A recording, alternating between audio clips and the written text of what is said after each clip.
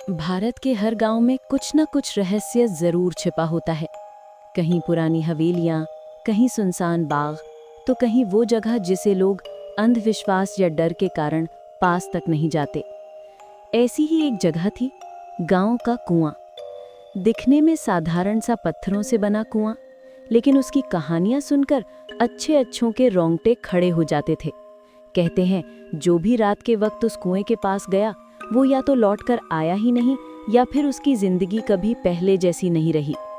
गांव के बुजुर्ग बताते थे कि उस कुएं से औरत के रोने की आवाज आती है। कई लोगों ने रात में लाल चुनरी पहनी परछाई देखी है, जो कुएं के किनारे बैठी होती है। और सबसे डरावनी बात ये कि उस कुएं से पानी कभी सूखता नहीं, चाहे कितनी ही गर्मी क्यों ना पड़ जाए।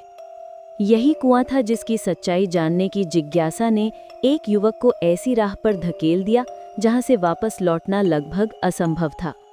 ये कहानी है उत्तर प्रदेश के एक छोटे से गांव मधुपुर की। गांव शांत था, चारों ओर खेत, बीच में मंदिर और थोड़ी दूरी पर वो कुआं जो डर का दूसरा नाम बन चुका था।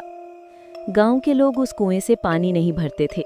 हर घर में अलग अलग नल और बोरिंग लग चुके थे, लेकिन लोग मानते थे कि यदि किसी ने गलती से उस कुएं का पानी पी लिया तो उसका जीवन अनहोनी घटनाओं से भर जाएगा।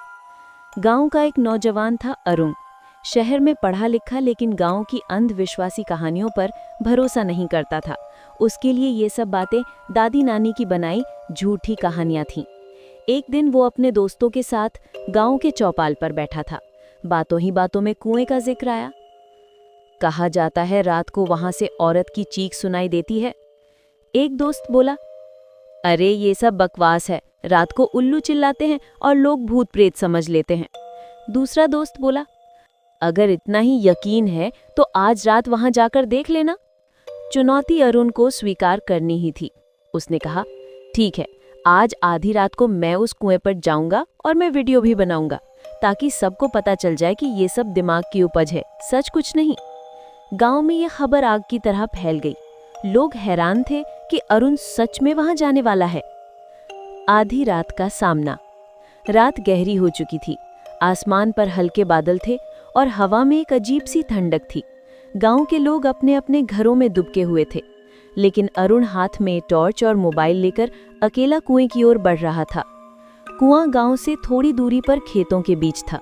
रास्ता सुनसान, चारों ओर सिर्फ झिंगुरों की आवाज। जैसे ही अरुण वहां पहुंचा, अचानक हवा तेज बहने लगी। वो मुस्कुराया और लगता है मौसम भी मेरा डर को परखना चाहता है। उसने मोबाइल कैमरा ऑन किया और कुएं के चारों ओर घूमने लगा। देखो दोस्तों, ये है वो भूतिया कुआं जिसके बारे में इतना हल्ला मचाया जाता है। हकीकत में इसमें कुछ भी नहीं है। इतना कहते ही उसने टॉर्च की रोशनी कुएं के भीतर डाली।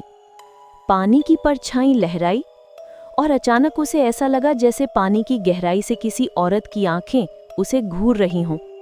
उसने तुरंत आंखें मली। शायद मेरा वहम है, वो बुदबुदाया। लेकिन तभी पीछे से पायल की हल्की छनक सुनाई दी। वो मुड़ा, वहां कोई नहीं था। उसका दिल जोर जोर से धड़कने लगा। वो वापस कैमरे की ओर देखकर बोला, शायद हवा में कोई आवाज आ गई हो, लेकिन मैं डरने वाला नहीं हूं। इतना कहकर उसने कुएं में झांककर पत्थर फेंका। धप की आवाज गूंजी और फिर एक औरत की करुण आवाज उठी, क्यों? अरुण का चेहरा सफेद पड़ गया। वो कांपते हुए पीछे हटने लगा। उसी समय उसे लगा जैसे किसी ने उसके कंधे पर हाथ रख दिया हो।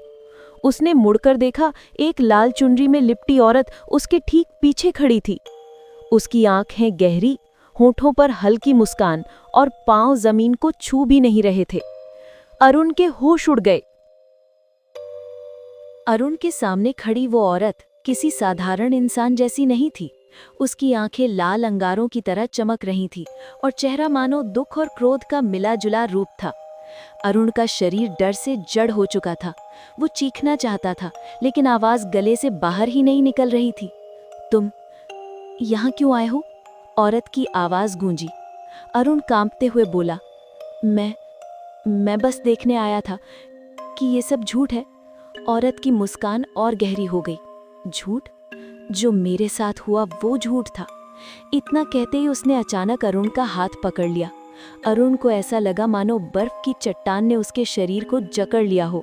उसकी सांसें तेज हो गईं, दिल जोर जोर से धड़कने लगा। छोड़ो मुझे, अरुण चिल्लाया और किसी तरह झटके से अपना हाथ छुड़ाकर पीछे हट गया। मोबाइल अब भी रिकॉर्डिंग कर रहा था। कैमरे की स्क्रीन पर अरुण ने देखा कि उसके पीछे खड़ी औरत का चेहरा धीरे धीरे बदल रहा है। पहले वो एक सामान्य औरत जैसी लग रही थी, फिर उसका चेहरा सड़ने गलने लगा, आंखें और गहरी हो गई और पूरा शरीर काला धुआं बनकर फैलने लगा।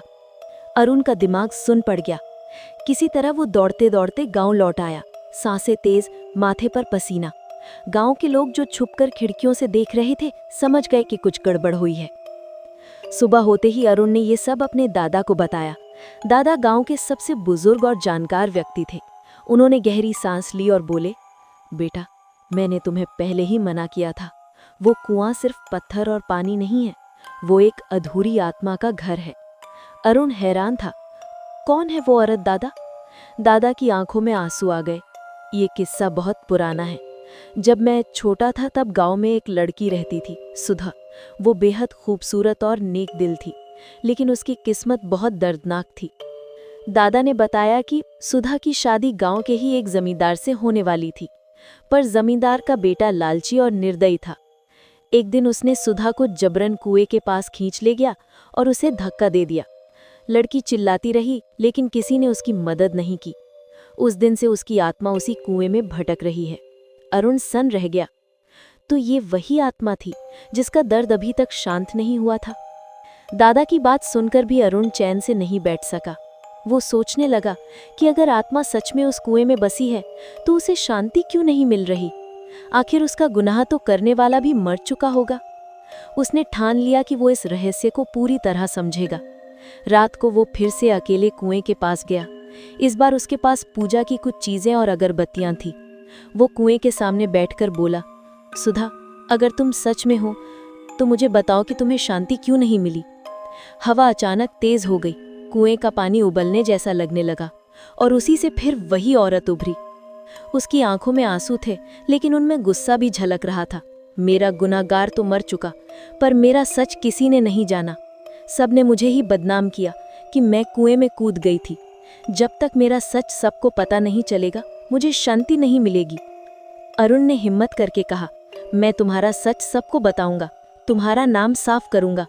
औरत की आंखों में चमक आई, लेकिन तुरंत ही वो चीख उठी, लेकिन हर कोई तुम्हारी बात नहीं मानेगा। जो मेरे सच को दबाए रखते आए हैं वो तुम्हें भी चैन से जीने नहीं देंगे। इतना कहते ही वो अचानक गायब हो गई। अरुण अब डर से ज्यादा जिज्ञासु हो चुका था। उसे यकीन हो गया था कि इस कुएं की सच्चाई में और भी बहुत कुछ छुपा है। अगली सुबह अरुण ने गांव वालों को इकट्ठा किया और सारी बात बताई, लेकिन लोग उसकी हंसी उड़ाने लगे।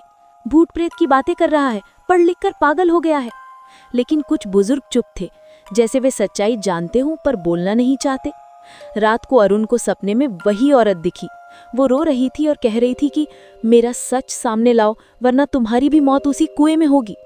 अरुण हड़बड़ाकर उठ बैठा। अब उसे समझ आ चुका था कि ये कोई मामूली खेल नहीं है।